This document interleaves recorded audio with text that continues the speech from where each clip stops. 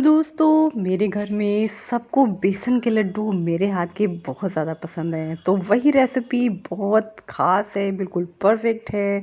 वही लेके आई हूँ आपके साथ में। आई होप आप सबको बहुत ज़्यादा पसंद आएंगे। कम घी में, कम मेहनत में रेसिपी बनेगी और बिल्कुल परफेक्ट नाप के साथ बनेगी। बिल्कुल कटोरी से मैं आपको हर एक नाप बताऊँगी। अगर आप पहली बार बना रहे हैं तो भी आपके लड्डू बिल्कुल परफेक्ट बनेंगे। एक कटोरी मैंने इस तरीके की ले ली है। बिल्कुल इक्वल लीजिएगा, मतलब नीचे से बिल्कुल फ्लैट हो। तो मैंने एक छन्ना भी ले लिया है और उसमें मैं महीन वाला बेसन, ये पैकेट वाला बेसन है, मैं बस उसको डाल रही हूँ। आप ध्यान दीजिएगा इसके मेजरमेंट को। तो रेसिपी पसंद ज़रूर आएगी दोस्तों, चैनल को सब्सक्राइब ज़रूर करिएगा। यहाँ पे एक कटोरी बेसन डाला, फिर दूसरा कटोरी यहाँ पे बेसन मैं डाल रही हूँ। इतने क्वांटिटी से मैं बनाऊँगी तो कम से कम 22-23 लड्डू आराम से बन जाएंगे। अगर आप छोटे बनाते हैं तो 2.5 कटोरी बेसन मैंने यहाँ पे ले लिया है नाप के, और इसको हम छान लेंगे। छानना बहुत ज़रूरी है। छानने से जो गुलटी वगैरह हैं वो बिल्कुल भी नहीं बनती हैं और बहुत परफेक्ट लड्डू बनते हैं। तो यहाँ पे हमने इसको छान लिया है। छानने से बहुत बढ़िया सा ये बेसन और भी बढ़िया एकदम स्मूथ हो गया है। अब इसको दानेदार बनाने के लिए मैंने यहाँ पे सूजी का यूज़ किया है। अगर मोटा बेसन आपको मिले जो लड्डू बनाने के लिए आता है उसको ले सकते हैं। तो यहाँ पे वही कटोरी फिर से ले ली है और इसमें मैं आधा कटोरी घी ले रही हूँ। ये देशी वाला घी है और बेसन के लड्डू तो भाई भोग के लिए बना रही हूँ, तो घी में ही, देशी घी में ही बढ़िया बनते हैं। अब यहाँ पे मैंने एक भारी तले की कढ़ाई ले ली है। भारी तले की ही कढ़ाई आपको लेनी है, इस बात का ध्यान रखिएगा। अब थोड़ा घी मैंने यहाँ पे डाल दिया है, लगभग 7-8 चम्मच होगा। इसमें हम डाल देंगे अपनी सूजी। तो सूजी यहाँ पे मैंने 6 चम्मच ली है, जिससे हम चावल खाते हैं। बस सारा मेजरमेंट मैंने आपको बिल्कुल परफेक्ट बताया है दोस्तों। आपके लड्डू एकदम परफेक्ट बनेंगे, बिल्कुल भी ख़राब नहीं होंगे। तो यहाँ पे बिल्कुल धीमी धीमी आंच पे पहले सूजी को अच्छे से गुलाबी होने तक भून लेना है। आपकी सूजी जो है वो कच्चापन छोड़ दे।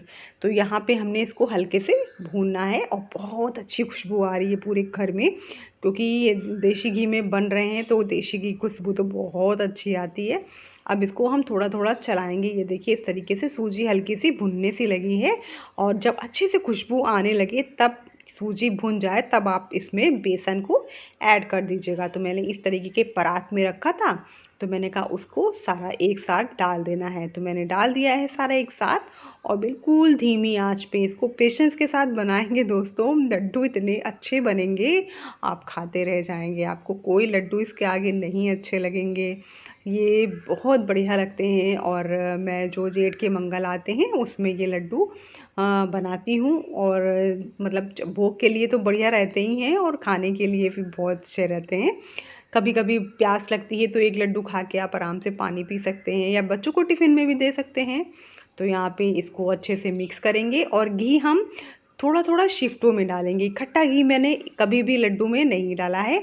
धीरे धीरे जितनी ज़रूरत हो उतना ही डाल के कम घी में मैं लड्डू बना लेती हूँ दोस्तों। तो इसको हम इस तरीके से चलाते जाएंगे धीमी धीमी आंच पे। लगभग 10 मिनट हो गया है इसको चलाते चलाते, तो धीमी आंच है। अब मैं इसमें थोड़ा सा घी 2 चम्मच और डाल देती हूँ और उसको फिर से चला लेती हूँ। तो यहाँ पे लगभग मैंने 8-9 चम्मच घी यूज़ कर लिया है अब तक के।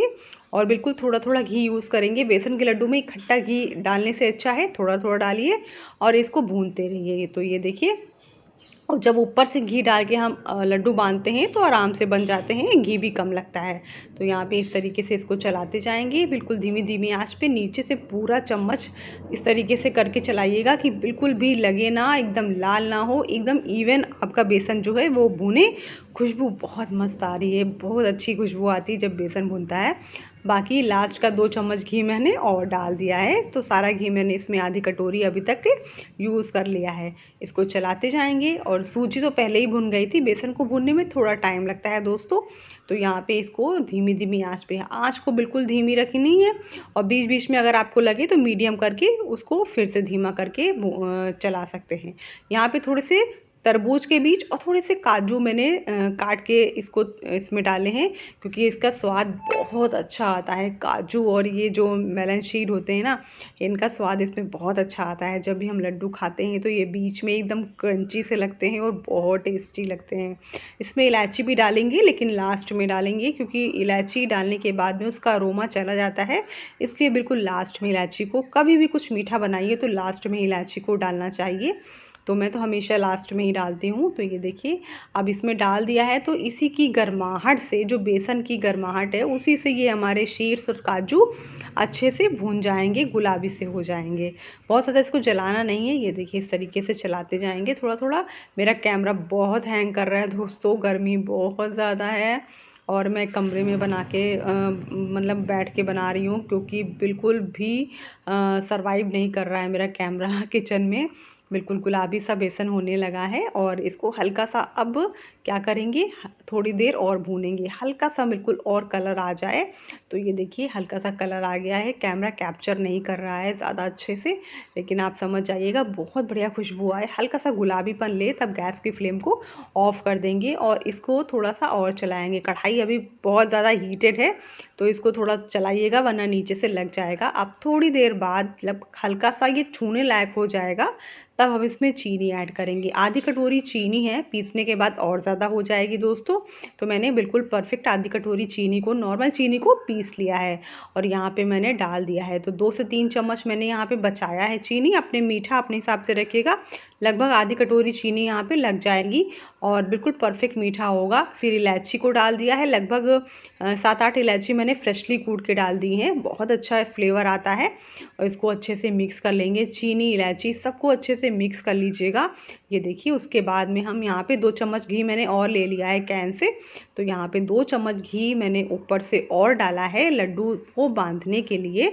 और जब हम ऊपर से किसी चीज़ को, घी वगैरह को डालते हैं मिठाई में, तो उसका स्वाद और ज़्यादा बढ़ जाता है। और यहाँ पे ये देखिए इसको बांधते हैं। इसकी गर्माहट जो है चीनी को हल्का हल्का सा मेल्ट करेगी और लड्डू आसानी से बन जाएंगे। तो ये देखिए इस तरीके से हम हाथों से प्रेस करेंगे। पहले अच्छे से हाथों से खूब अच्छे से मल लीजिएगा इस मिक्सचर को, उसके बाद में लड्डू बनाएंगे तो आसानी से बन जाएंगे। ये देखिए कितने आसानी से लड्डू बन रहे हैं ना। तो मैंने यहाँ पे बढ़िया से लड्डू बना के एक तैयार कर लिया है। ये देखिए कितना अच्छा लग रहा है ना, और लड्डू का कलर भी बहुत अच्छा है। शेप अपने हिसाब से छोटा बड़ा करिएगा। तो मैंने थोड़े से बड़े बनाए हैं, आप छोटे छोटे बनाइएगा तो और भी लड्डू बन जाएंगे। तो ये लड्डू मेरे घर में सबको इतने ज़्यादा पसंद है कि किसी का बस चले तो ये बस 2 दिन में ख़त्म हो जाए।